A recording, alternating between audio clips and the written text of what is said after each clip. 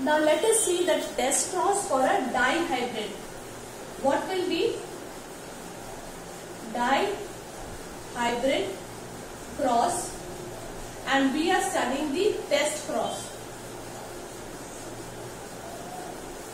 Okay, now in a dihybrid we will take three options only. That is, you have to remember that the unknown we have to find out with a recessive. Since it is dihybrid, so here the recessive has to be two characters.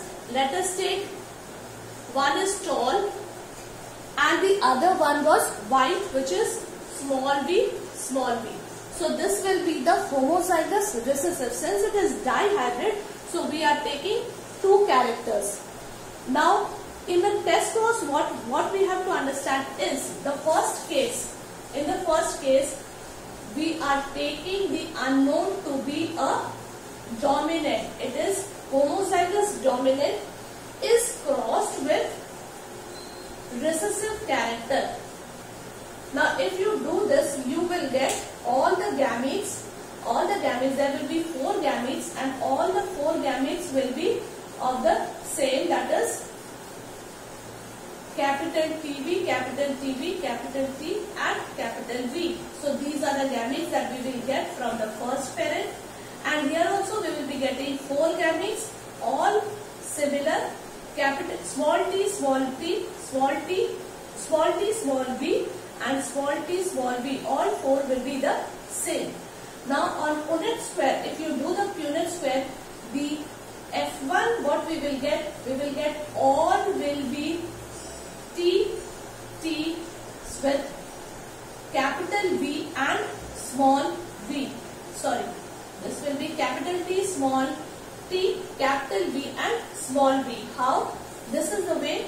If you try to do it on your own, you will have to write all the 4 gametes, capital T, V, capital T and capital V, capital T on and V. So the gametes of this plant is written here and the gametes of the other plant is written below.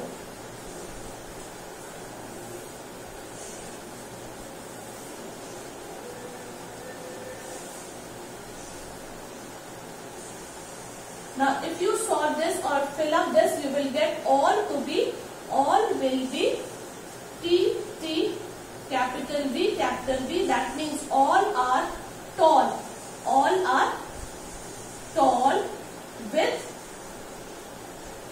what type of flowers? It is with violet flowers. Is it clear? So the ratio, since there are 16, so the ratio will be 16:0. The phenotypic ratio is 16:0. The second option that we have here is we can cross it with recessive with a recessive. So what happens when we cross 2 recessive characters? We will get F1 all to be dwarf. All to be dwarf, and the ratio, phenotypic ratio will be 0:16. This is the phenotypic ratio is 0:16. This is what you have to remember. In case of monohybrid cross, it was 0:4, and here in a dihybrid cross, it became 0:16. For a homozygous dominant condition in monohybrid, it was 4:0, whereas here it is 16:0. And the third option that we have is we have to take the third one as, if we take this option, that is, if this is an unknown and we are crossing it with the recessive, homozygous recessive, then what we will get? The 4 gametes formed here will be TV, capital T, small v, small t, capital V, small t, small v. So these are the gametes that are formed from the first plant, and 4 gametes are formed from here. All will be similar, that is the recessive characters it will be carrying. Now if you make a Punnett square of this,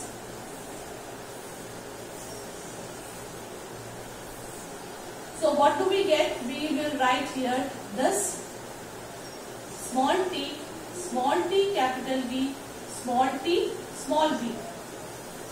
Then all this will be the same. That is,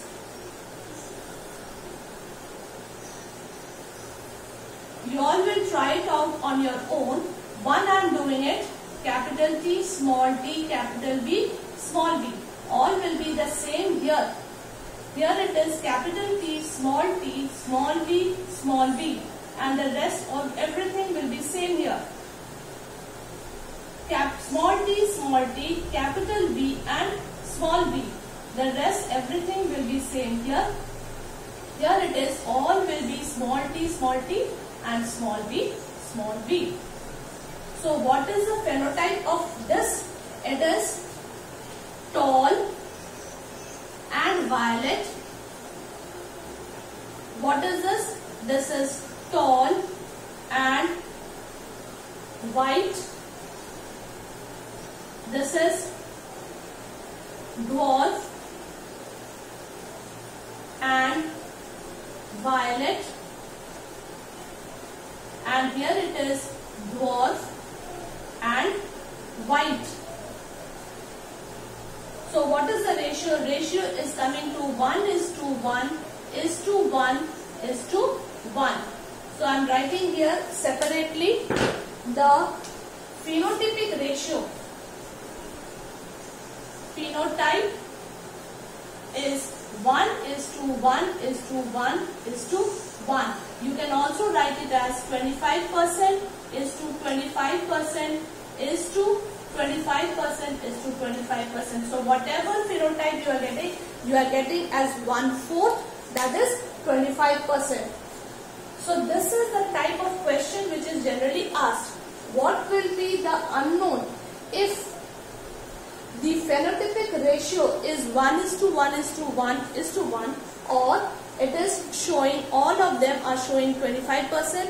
Then you have to understand that it is a question of a test cross involving a dihybrid character. So in that case you have to choose and you have to tell that this is the possibility where we can get such a ratio of 1:1:1:1. Is it clear? So remember the ratios. These ratios are of most importance. They give this ratio and they ask you to find the unknown. This is the unknown.